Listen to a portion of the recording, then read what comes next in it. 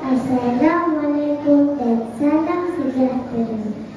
Hai kawan-kawan, nama saya Nur Arika Fatina binti Amir. Saya berumur 8 tahun. Hobi saya adalah membaca buku. Apabila saya dewasa, saya ingin menjadi seorang ustazah yang baik hati.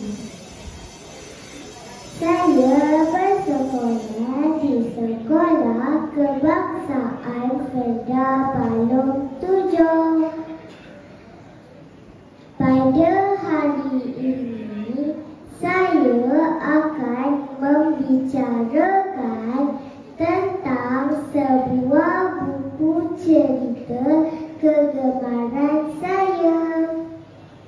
Tajuk buku ini ialah Kisah Nabi Muhammad SAW. Buku ini ditulis oleh Fauziah Aziz.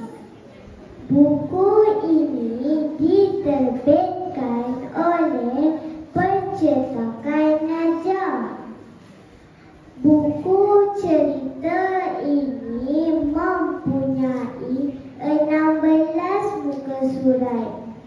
Akhir sekali, saya ingin mengajak semua rakan untuk membaca buku ini kerana buku ini menarik dan mempunyai banyak pengajaran.